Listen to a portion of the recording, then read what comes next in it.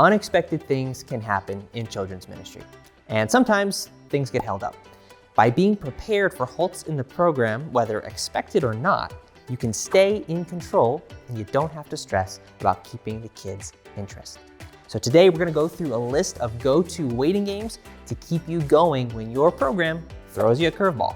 And the best part is these games require little preparation and no equipment. So let's lock in a few simple games so you don't have to worry about what to do while you wait. So we'll start our list off with the simpler games first, and then we're going to move on to the ones that are a little bit more complex. Now, some of these games will need a little bit more space, but many of them can be played with the children standing in line. And this is helpful if you're not sure how long this wait is going to be. As long as you got their attention, you're off to the races. I Spy. So I Spy starts with the leader saying, "I spy with my little eye something," and then they name the color. And then the children can take turns guessing what it is. The one who guesses correctly first becomes the next leader. I'm Thinking Of. Similar to I Spy, I'm Thinking Of is more like 20 questions, and it can be better for older students. The leader can think of something visible to the group, and then the children take turns asking yes or no questions. The child who guesses the answer gets to be leader for the next round. And while we're here, let's throw in 20 questions. This is where the leader can think of anything, and then the group only has 20 questions to discover what it is. Simon Says and Do This Not That have already been mentioned previously, but they are great and easy waiting games too. Statues. Whether with music or just a verbal countdown, have the children freeze in a statue pose for a predetermined amount of time. The one who stays the most still can become the next leader, or you can just select a leader out of the finalists. Another option is anybody who moves is out until the round is over, and you can play 3 to 5 times per round. Another thing is you can give the children a theme to work off if you want to, so like animals, activities, or certain people. Charades. Have the leader act out a story, an occupation, or an animal. Then have the children guess what it is. Select a new leader or have the one who guessed fastest be next. 2 things at once. This is exactly what it sounds like. You have the children do 2 things at the same time. Things like rub your stomach and pat your head, or hop on one leg and clap, or spin and snap your fingers. This can be a great review opportunity. You could say something like, do jumping jacks and say our verse, or spin around while singing our song. Would you rather? This is where you divide the area into 2 sections, and then you call out a would you rather statement. So would you rather have a cat or a dog? Would you rather be hot or cold? Have a pizza or a burger? Take the train or take a plane, etc. Then you have the children go to whichever side they identify with. And if space allows, you can let them pick the degree of their preference based on how close they are to that middle dividing line. This is a fun way that keeps the kids engaged while also helping them learn more about each other. Crazy stand-ups. This is similar to Fruit Basket Upset, but with less moving around. You call out different things that a variety of the students might have in common, and then the ones to whom it applies have to stand up.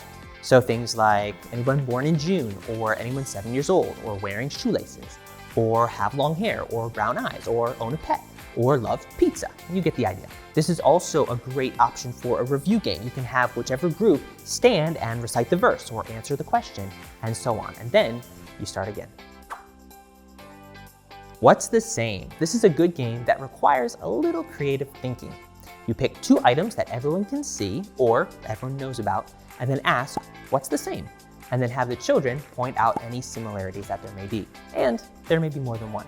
This works better with things that are in sight, but it can also work for other things as long as they are very iconic.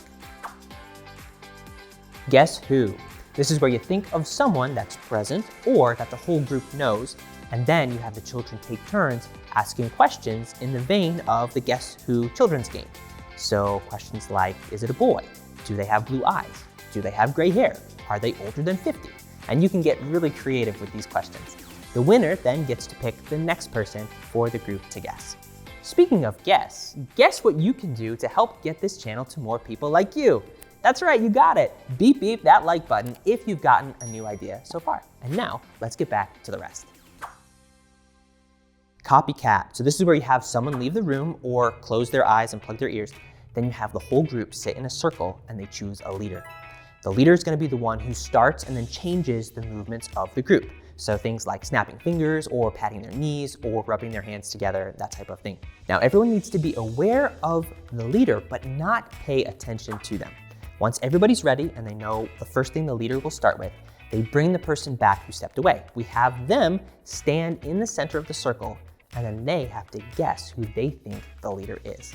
If they guess correctly, then the leader becomes the person in the middle and then the group selects a new leader. And for fun, you can give the person in the middle just a certain amount of guesses. Passing the ball. Okay, I promised that you wouldn't need any equipment, but for this one, you'll want to have a small item, like a pen cap or a coin, a bounce ball, a key or a keychain. Any item will work as long as it's small enough. So have the group sit in a circle, shoulder to shoulder, ideally with their hands behind their backs. And have one person in the middle with their eyes closed while the small item gets given to a person in the circle to start. And then when they're ready, the person in the middle opens their eyes and then they try to guess who has the item, while the rest of the group tries to pass it around the circle. And if someone is caught with the item, then they become the person in the middle. Now for more of a challenge, you can have the round end either if the person in the middle catches someone red-handed or when the item makes it all the way around the circle and back to its starting point. Rock, paper, scissors. This one is pretty straightforward. You just get everybody paired up with a partner and then you can play the game for as long as you want. But to make things more interesting, you can play rock, paper, scissors, King's Court. Line up the group and then have them pair off. So obviously you'll need an even number of people. Assign the pair on one end as the King's Court. That'll be court number 1. And then all together have everybody play a round of rock, paper, scissors. You can do the best 2 out of 3, or if you're going for speed, you just have them play once. Now, the loser of the match stays where they are, and then the winner moves up the line in the direction of the King's Court to the next station, and then everybody plays again. The only difference is the loser of the King's Court match has to go all the way to the end of the line, that last station. And if a pair ties, then they both just stay where they are, and the winner of the match beneath them gets to leapfrog past them to the next station.